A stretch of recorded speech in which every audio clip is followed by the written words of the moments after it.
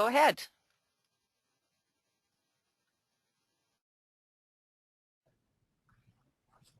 Okay, thanks, Linda. I'd like to welcome everybody to Growing Concerns for May the 15th. And I guess this week we're going to talk a little bit about crops update. Want to go talk again a little bit about the winter wheat crop that's out there. There's been some changes over the past week that we've seen in the field, so kind of wanted to update everybody on that, as well as going to start a little bit of a new thing on a weekly basis. We're going to talk about a different weed each week, and we're going to talk about control measures and how to identify the weed. And eventually the goal is to have a book of weeds that will be available to be online for you to use in the field. So that's the plan with that. We also have Kristen Phillips with us today, who's the agronomy specialist for Manitoba for the Canola Council of Canada. And when Kristen used to work from MAFRE, we would always put together something regarding spring burn-off and some of the possible products and things that people can use for different situations. So I thought it'd be good if she wanted to come on again and talk a little bit about that. So we're going to talk a bit about spring burn-off and some of the options producers have for spring burn-off. So I guess with that, we'll get started. Well, winter wheat, things aren't looking as good as they did a week ago. Been getting quite a few calls lately. The producers are starting to take a little bit of a closer look at their fields. I know after last week's webinar, we mentioned it's time to go back out there and start assessing your field. From the week before, we were seeing some of those seeds germinating and some of the plants making it through the soil surface, but now we're seeing a lot of other issues out there. We're seeing areas in the field where there's still dead spots, dead areas in the field, and so we're going to be talking a bit about that today and what to do when you go out to the field and start looking. And I think it's something that needs to be done over the next week here, just because I think it's time to make that decision. I mentioned that there was a couple fields that we were going to be following throughout the growing season, and this is a field that Lionel Kaskiw is looking at the Shoal Lake area, and you could see this picture was taken 2 weeks ago, so for the last week's webinar, and you can see the kind of remember that stone in that area there, because this is what the field looked like 2 weeks ago, and this is what the field looks like this week. So you could see this field where we're getting some good green growth starting to show up. The rows are starting to come. So this is kind of a good scenario or a good situation out there right now. And so this field here, if was a producer, I'd be definitely watching and checking it, but I would have a good feeling about this one right now. This is the field that I've been watching in Souris. The area this picture is taken facing east, and we could definitely see that this one is taking off, and we're definitely getting some good rows and good plant growth. But the area to the west of it is still fairly barren and not many plants coming. You can see the odd green plants starting to show up in areas, so maybe this one is going to show some better growth by next week. But right now, you could just barely make out some of the rows that are there. So still questionable on this field as to how bad it's going to be, because there's a lot of areas where that are looking like this, and it's going to depend on how good they come. I guess what I was getting at with a lot of the phone calls and a lot of the things that we're hearing in the offices is that guys are going out in the field and digging up plants or digging up kernels, and this one here actually germinated last fall. You could see it broke the soil surface and actually did start to go into the the one, maybe just into the 2-leaf stage. But when you dig up this plant, it's rotting right in the area right there. There's no new growth from the roots or the root area. It's actually starting to mold in this area. So what we're seeing there is that plant is not going to make it. And as we got digging up more plants in the field, we were finding the same thing, a lot of them just dying off.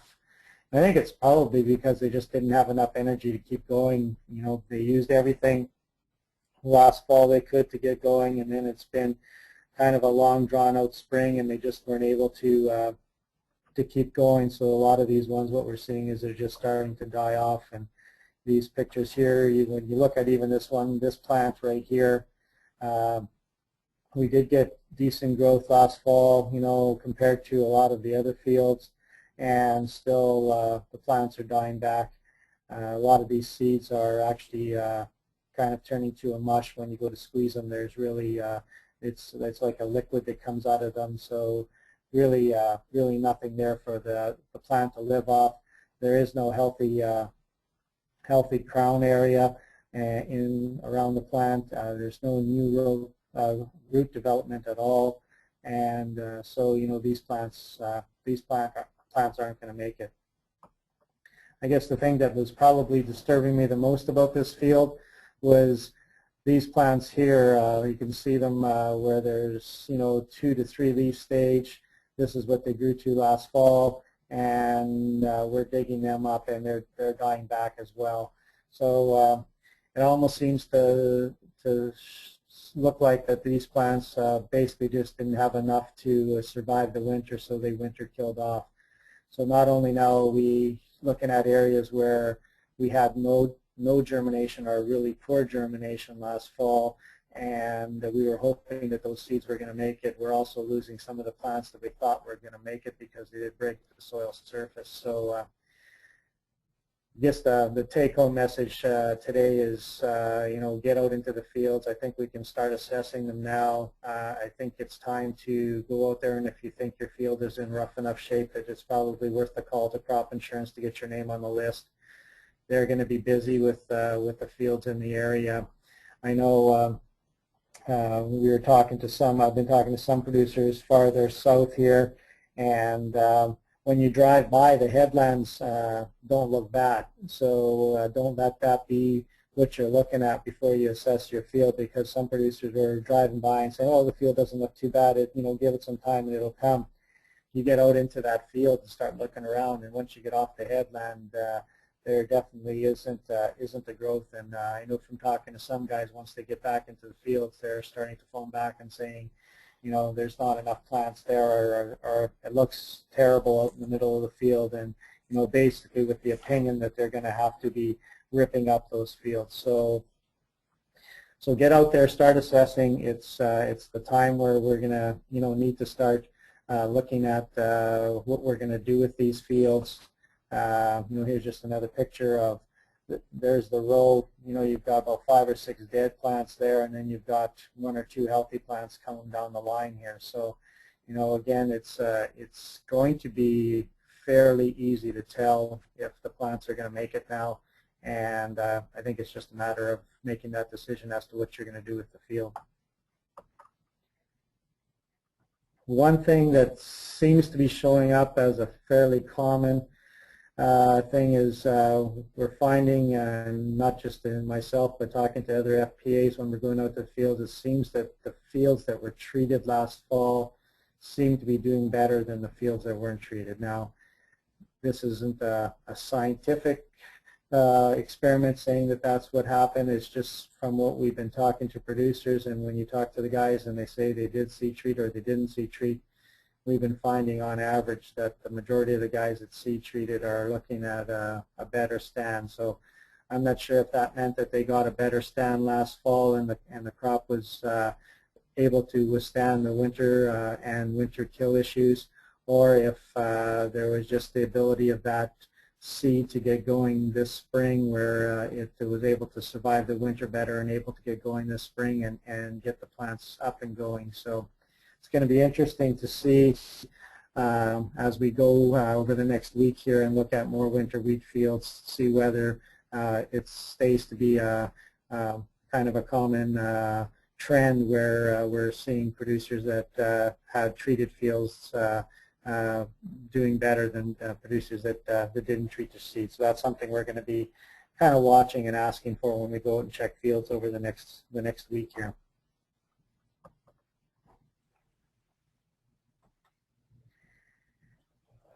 Before we get to Kristen's presentation, and that's all I wanted to mention about winter wheat this week. I guess regarding the rest of the crops update, you know, most of the areas in the southwest here are just nicely getting going. I would say we're anywhere from 10 to 15% of the cereal crop in, and we do have some producers that have the odd field of canola in.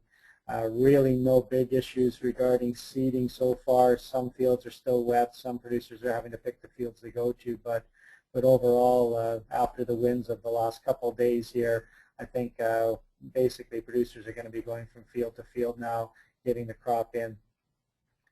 I threw this slide up. It's kind of a good slide for information-wise because it gives kind of the whole, I guess, a breakdown of what we received for temperature as well as moisture over the last 6 to 7 days, and hopefully I'll be able to throw this slide in with every as we go through the growing season here. But one of the interesting things I was looking at is our growing degree days and where we sit at as compared to normal. And when you look at Cirrus here, where I'm working from, we're only at 68 or say 70% of our normal growing degree days. So we are lagging behind what we normally would be. So I'm thinking if guys are looking at growing some of the crops that need a little bit longer growing season, i.e. the soybeans or the corn, this is something that maybe you could be keeping your eye on as we go through the growing season, and just so kind of a tool you can use to see where we're sitting. And right now it's we're just a little bit behind what we normally should be. I guess with that, I think we're going to switch over to Kristen's presentation now, and we're going to talk a little bit about planning your spring burn-off. So Linda, if you want to get Kristen set up. There, we can see your, excuse me, we can see your screen, Kristen. Whenever you're ready, go ahead. Okay, great. Thanks for having me on the webinar, Lionel. I appreciate that. And when I returned from maternity leave, they assigned me weeds as my new area of specialty with the Canola Council. So something that I've definitely been doing a lot of and talking with a lot of researchers with. So pre-seed burn-off. Basically, there's 3 different times of year that we can control weeds. Well, there's more than 3 actually. There's 6 probably. But when we look at the early season stuff, there's the pre-seed burn-off, the pre-emergent burn-off, and then the in-season weed control. But all of the studies show that early weed control is essential. So pre-seed burn-off, controlling the weeds prior to seeding. Pre-emergent burn-off is controlling the weeds after seeding, but prior to the emergence of the crop. So this is a very tight window. And then your in-season weed control, controlling the weeds in season. As I mentioned, timing is everything. This is a study done by Neil Harker out in Alberta, but something that shows us that, weed control early in the season is essential. This is when the weeds are causing the most crop loss early in the crop's life. As you get into the later weeks or the later leaf stages of a crop, all crops, not just canola, you are seeing more of a cosmetic benefit from spraying and not a yield bump. If you want to protect your yield, you want to be taking out the crop or the weeds prior to seeding or right at crop emergence. And if you're missing that window, you definitely want to be taking them out in the first 2 weeks of the crop's life. So when it comes to making your decisions, a lot of guys are asking me, should I seed and then spray? Should I spray and then seed? What should I do? And the truth of it comes down to you need to go out there and scout. You need to figure out what's going on in your field. Some fields will require a pre-seed burn-off. Some won't, depending on what your fall tillage or your fall field work prep was. You're going to have lots of different situations. So there's not a blanket answer to that question. It really comes down to scouting your field. When you're out there scouting, what weeds are out there, what's present, what growth stage are they in, are you going after annuals or perennials or biennials? All of these are going to have different requirements. Also, you need to know, what product you're going to use, what rate you're going to use. Whenever I make recommendations to producers, I always tell them to think, what is the worst weed in my field, and how do I control that weed? Because, there's a big difference between spraying, a half liter of glyphosate on a dandelion versus 1 liter of glyphosate on a dandelion. And depending on what crop you're going into, you may have some top-up or tank mix partners that you can put in with the product. So just for clarification, an annual is anything that lives for 1 year, a biannual is a plant that will live for 2 years, and then a perennial is something that lives for more than 2 years. So that's why obviously there's different products for the different life cycles. So when it comes to the different glyphosate formulations, this gets confusing for producers when we're talking just straight glyphosate.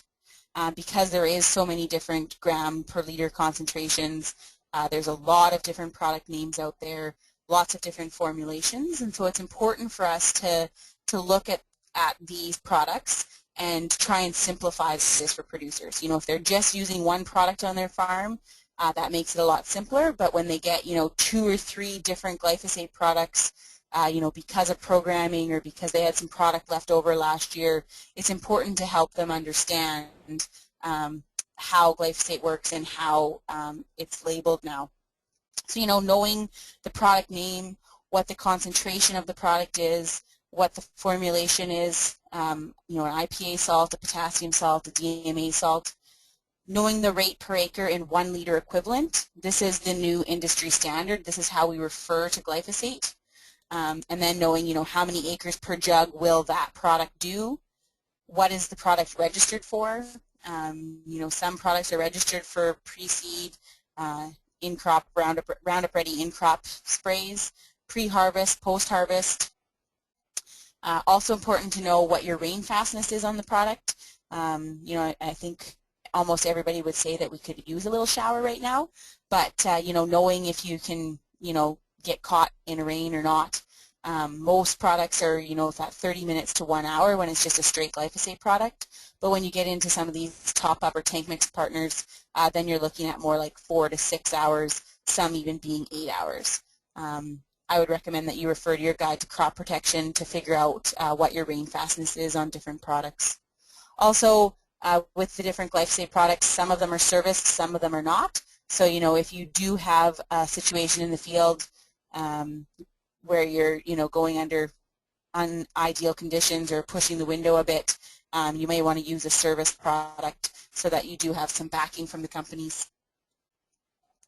So just to give you an example, we used to have a chart, but and this example explains it well too. Roundup Weather Max versus Credit 45. So Roundup Weather Max is a 540 gram per liter concentration. It's made using a potassium salt. Its 1 liter equivalent rate per acre is 0.67 liters. Therefore, 1 jug will do 15 acres at the 1 liter equivalent rate. It is registered, for pre-seed, for Roundup Ready in-crop spraying, for pre-harvest, and for post-harvest. Its rain fastness is 30 minutes, and it is a service product by Monsanto. Whereas Credit 45 is a 450 gram per liter concentration. It's made using an IPA salt. Its 1 liter equivalent rate would be 0.80 liters per liters. Therefore, 1 jug will do 12.5 acres at the 1 liter equivalent rate. It is registered for, again, all 4 seasons. Its rain fastness is 1 hour, and it is serviced by New Farm. So the biggest difference here, is the concentration of the product. So that makes it have different 1 liter equivalent ratios, as well as the salts. You see Roundup Weather Max has a K salt, and Credit 45 has an IPA salt. So say a producer had, half a jug of Roundup Weather Max left and then was going to use Credit 45 for his pre-seed burn-off, you would not want to combine these 2 products. You don't want to mix potassium salt with an IPA salt. So something that you do want to talk to producers about. You don't want to get gelling in the tank. Now this information I pulled just straight from the Guide to Crop Protection. I took some of the different weeds that guys are targeting in their pre-seed burn-off, although a lot of these I would like to see controlled the fall before, but it was so dry last year it was a real struggle as to what we were going to do. So you can see that there is a range of a low rate and a high rate for different weeds. So dandelions, for example, that 1 liter per acre rate is the minimum rate that you want to go. And so this is talking in 1 liter equivalent ratios. So like we mentioned with the Roundup Weather Max, that would be 0.67 liters. With the Credit 45, it would be 0.8 liters. But up to 2 liters per acre as the high rate. When you're going after something like quackgrass, depending on how many quackgrass you have per meter squared, you're going to have a range from 1 liter per acre up to 2.8 liters per acre. When we're going after our, some of the broadleaf weeds like kochia, wild buckwheat, then that's where you see the lower liters per acre. So kochia being 0.4 liters per acre up to 0.91 liters per acre. This is when you're just going with just a straight glyphosate product. And you can see that there is lots of different rates. So this is why I really recommend to producers that you have to get out there and scout and know, what is in your field and what your worst weed is. If dandelion is your worst weed, you're going to set your rate according to that. But if your worst weed out in the field right now is wild buckwheat or stinkweed or some of those commoner broadleaf weeds, you may be able to reduce your rate. But always spray for the worst weed that could cause the most damage.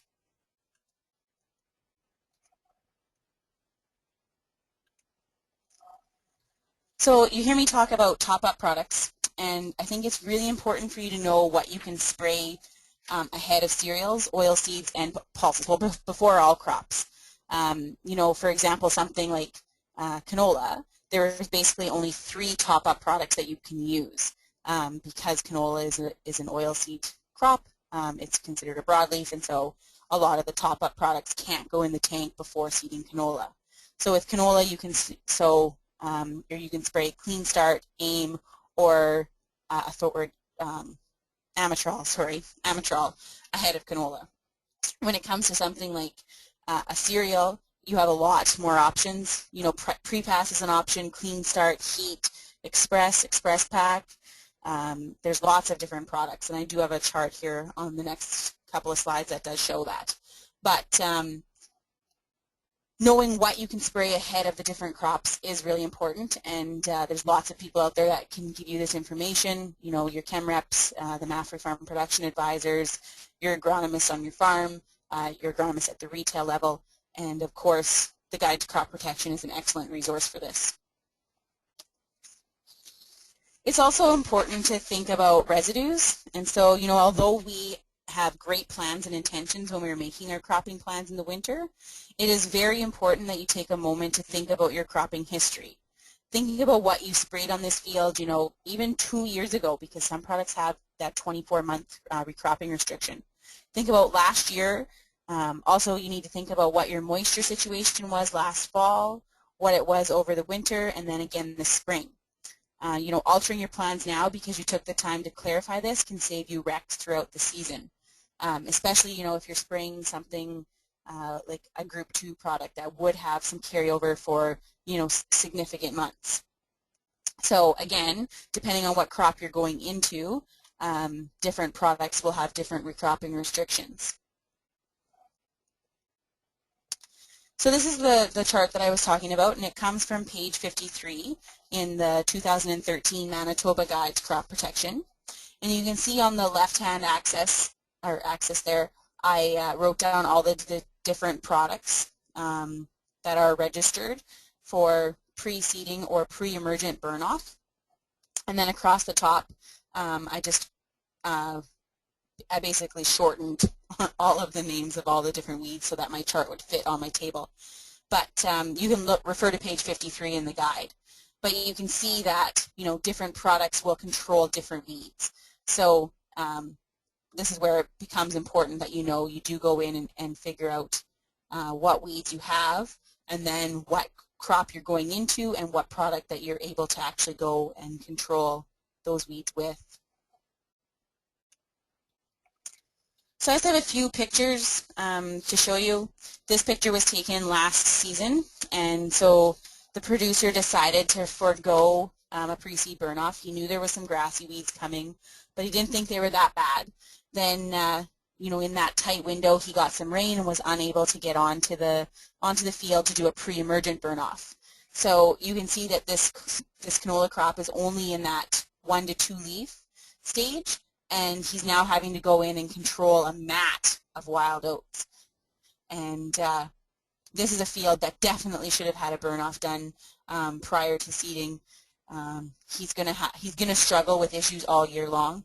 Not only that, those wild oats have already taken nutrients and moisture from the crop, so it's already setting the crop back. So his yield potential just won't be as high had he gone out and controlled those wild oats prior to seeding. Volunteer canola is becoming a huge issue, and we know that. And it's not just the year after you sow canola. We're seeing, I talk to producers that are still seeing canola, 7, 8 years after sowing canola. Although there's not many guys that have a 7 or 8 year rotation, but it is becoming a problem, and we do need to talk about how we can control it. So if you're going into canola stubble that's 2 or 3 years old, it's important to know what herbicide system that canola was, so you know what your control options are.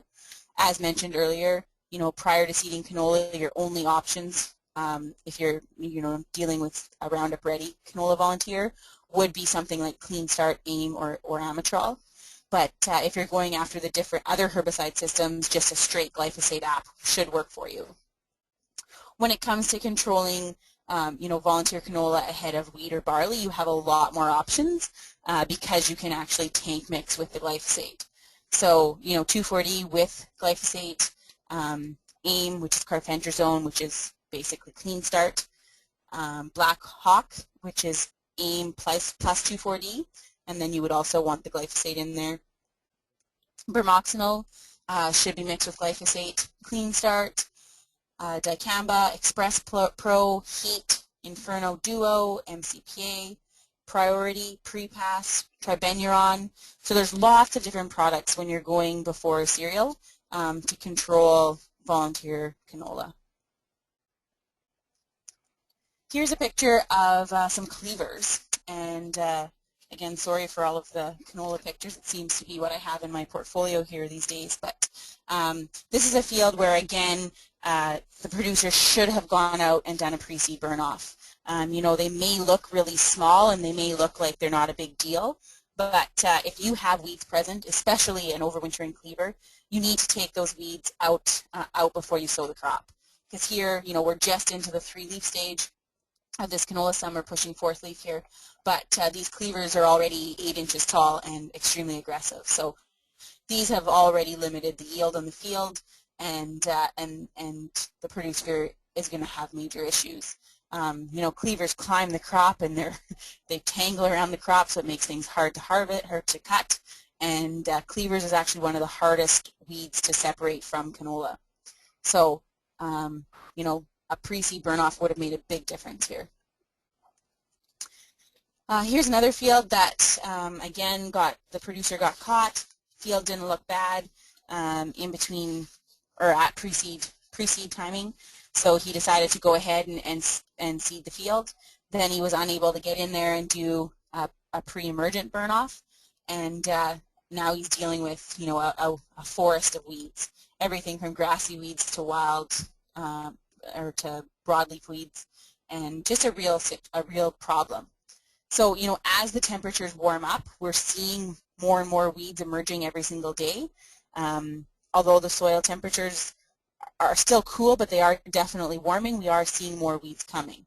So depending on how the next 2 weeks play out, you're going to want to be scouting those fields.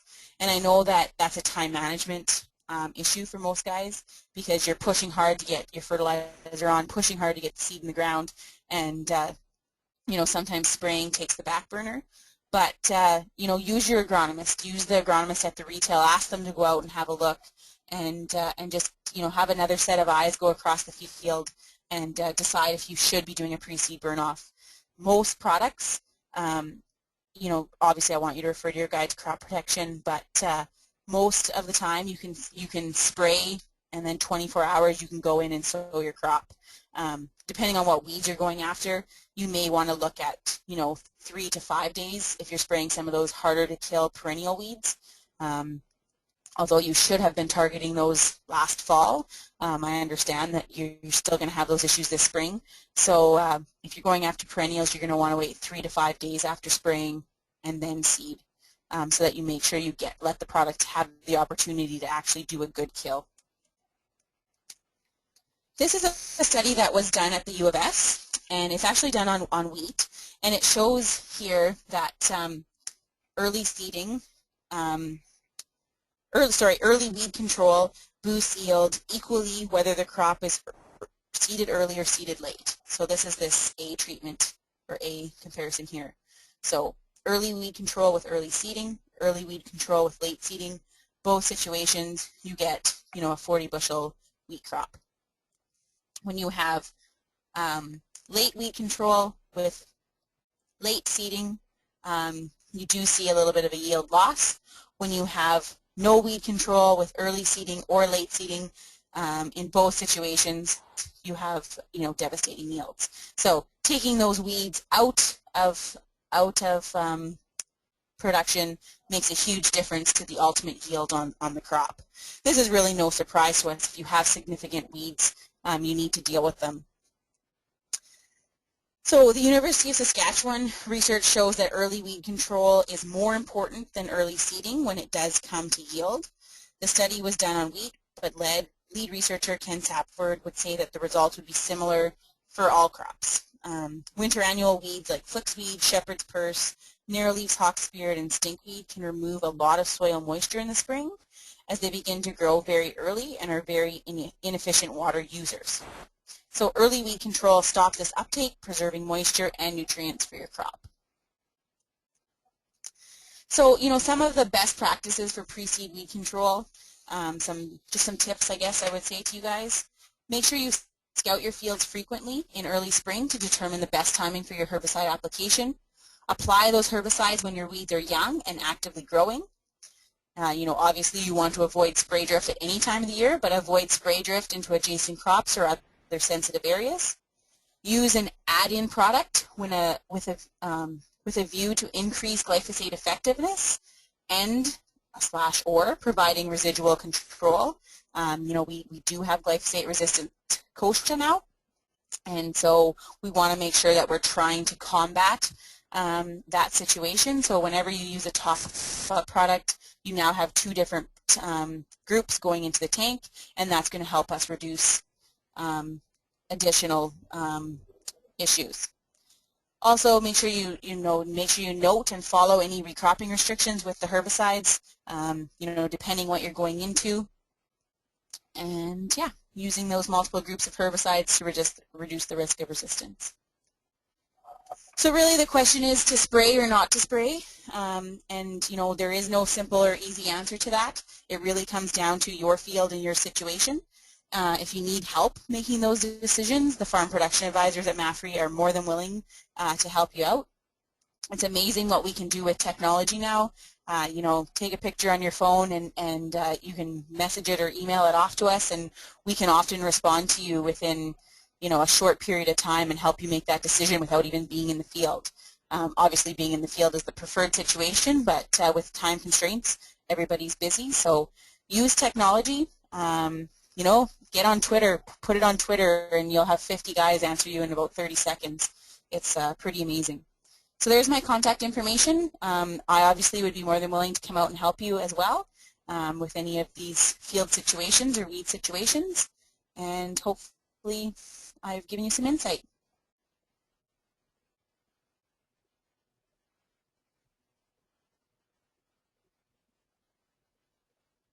Back to Lionel. Sorry, Kristen. I do have a couple of questions here. That's okay. What is your suggested rate of glyphosate for spraying out volunteer winter wheat? Oh, maybe that was a question for Lionel. I'm not sure. Yeah, I mean, if your target weed is a volunteer cereal, I would say you want to be going at that 1 liter per acre rate. Depending on what other weeds you have in the field, you may want to go higher, but I wouldn't go less than a liter an acre. Okay, thank you. And can you explain if there's any differences between salts besides mixing problems?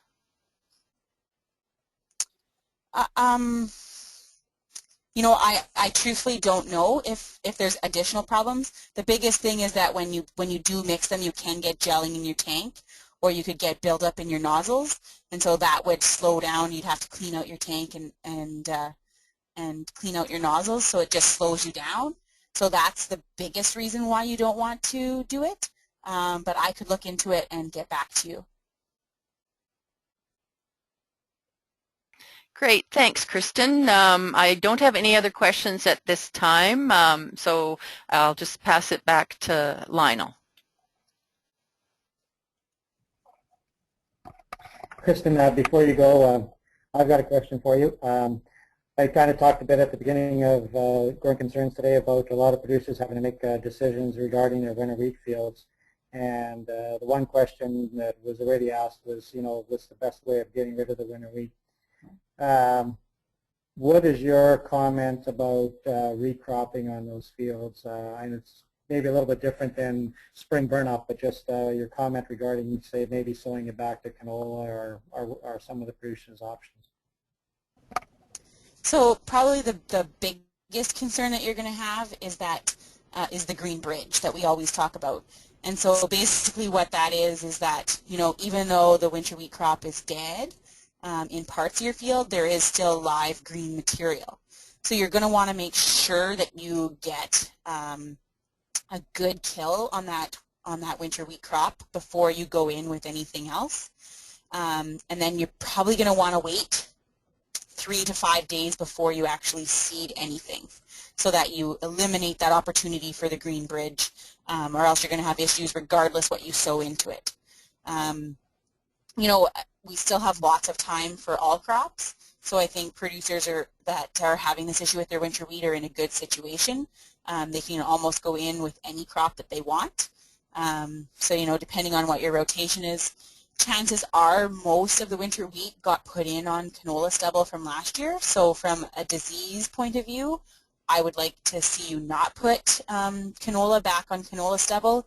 Even though you sowed winter wheat into that canola stubble, you're still not giving your crop that break.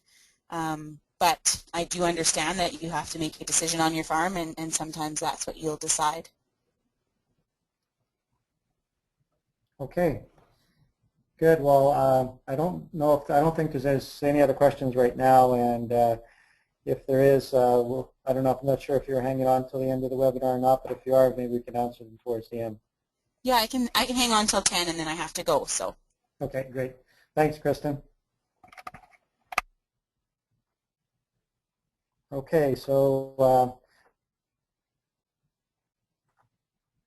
what we'll do now is we're going to go on to something that we are going to start and run on a weekly basis, and it's going to be called the Weed of the Week, I guess. And this week, one of the weeds I picked was, the weed I picked was dandelion, because coincidentally when I was out in the field, it was one of the few weeds that was already starting to grow, and besides volunteer canola. And so I was out in a producer's winter wheat field the other day here, and I was seeing a lot of dandelion that actually started growing last fall. And so I figured we'd start with dandelion. So just a few things about dandelion. There's basically your seedling stage, or very small stage anyways. So when you look at it, it's a plant that can have fairly long leaves, and I'm going to get into the description right away. I just want to throw out a couple pictures, and you can see how devastating a weed this can get if it's left uncontrolled throughout the growing season. And this was a producer's wheat field a couple years ago that I was in, and this would have been just in the fall after its harvest, and we were looking at fall weed control, and definitely something that was required for this field. Well, when you look at the dandelion, it's a perennial that reproduces by seed. It's a deep, it has a deep fleshy taproot. The leaves are in a rosette stage or shape when they're on the plant. Leaves can be anywhere from 3 to 10 inches long depending on the growing stage of the plant. The flowers are bright yellow color, we all know that. The stem's hollow, and so that's kind of something that gives them away. And the seeds are about 1/8 of an inch long with hairy ends, and that help them move in the wind. What I did is I threw together some pictures. That was the one in the field. So you've seen this one. So that's showing the rosette type stage of the leaf attachment to the plant.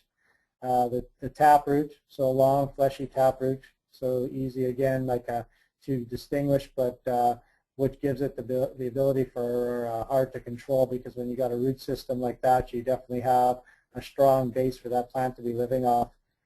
And then when you look at the flowers, what will happen usually is you get that hollow stem that bolts out of the middle with the yellow flower. You break the stem off and it's hollow on the inside. So a lot of characteristics that are really make the plant easy to identify in the field.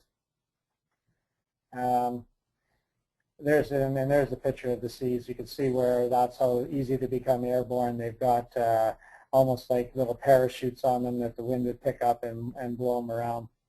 And that they're very small, so because it's so small, they're very light and can move around in the wind very easily. So why is dandelion becoming a problem weed? Because in minimum and zero-till, our main control is through chemical control, and if it's not controlled in the fall when it should be controlled, it tends to get away on us in the spring. And by the time we're doing in-crop weed control, basically all we're doing is suppression. And by fall, it's gone to flower and producing seed and becoming a problem again. It also has become a real big problem in hay fields and pasture fields, and I could see where some of that would have blown onto fields, adjacent fields that may be crop fields, and causing a problem that way as well. So because of its ability to for the seeds to move in the wind very easily, it can spread easily, and really with minimum till, our control measures are something that we need to be on top of. So a few control tips. Because it has a taproot, and we've seen the taproot in a few slides before this, cultivation can work, but cultivation usually needs to be fairly deeper cultivation. I would say 3 to 4 inches, so you're really cutting that root up, and by doing that, you're helping to destroy the food source for that plant. So cultivation can help us control it, and it makes sense when it never was a major weed problem in cereal crops until we did go to minimum/zero-till operations. Glyphosate, either pre-seed, pre-emerge, will suppress it. So if you didn't do anything with it last fall, you can get your top control now, and glyphosate with some of the top-ups that do give you season-long control of it, but you're still not eliminating that plant. By fall, it'll probably still be there and starting to regrow, and basically putting you in a situation where you need to do something this fall. As I mentioned, fall is probably the best time to control the weed. We do have several products for control in fall or spring, but they need to check for the timing and the staging of control. And what I mean by spring is in crop. There are several products that are available to control the dandelion in crop, but the majority of them are just suppression. And even a lot of the spring products that we're going to use on there are just suppression. If you want to do anything to this weed, we need to be looking at fall control. And really for producers that are growing pulse crops, this has become a real issue, and fall control is something that needs to be done in order to grow good pulse crops if you have a major dandelion problem. Kind of compare it for the pulse growers like Canada thistle. You need to plan a year ahead, and just make sure that the fields that you're planning on growing those crops on definitely have good good weed control in the fall. If you're going to grow a pulse crop, make sure you watch what you're using for products for residuals, because you can run into some residual problems the following year.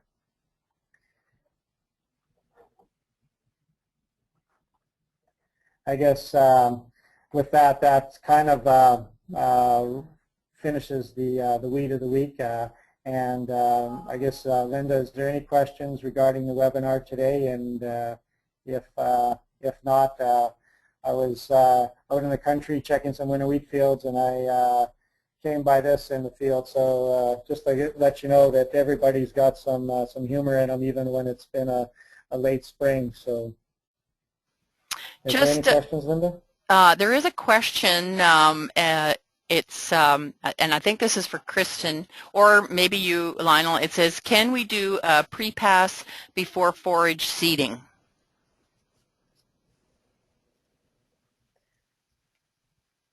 Okay, so they're wanting to spray pre-pass before seeding. Does it say what type of forage?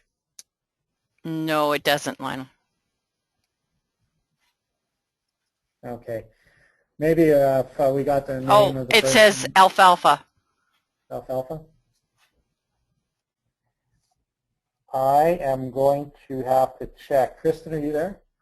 Yeah, I'm just quickly checking the guide to crop protection. Okay, I don't have mine with me, but I would say I think. While you're both looking for an answer, this is like hot off the press. It's from Mike Warbileski. He has sent this out saying that over the next day, starting from Friday through next Wednesday, they're looking at a major rain storm that's going to cover southwestern Manitoba. They're saying can expect 2 inches, with higher amounts up to 3 and 4 inches in the southwest, extreme southern and eastern regions. So just to let you know that they feel that there is a lot of rain coming this weekend, starting this Friday and going on until possibly next Wednesday.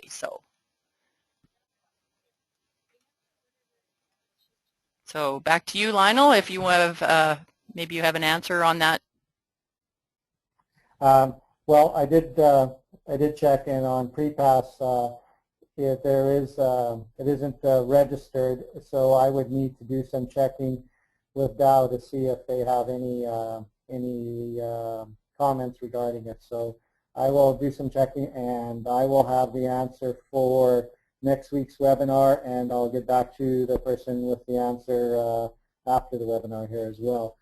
And I guess we could put it on the recorded webinar that we're going to save, right, Linda?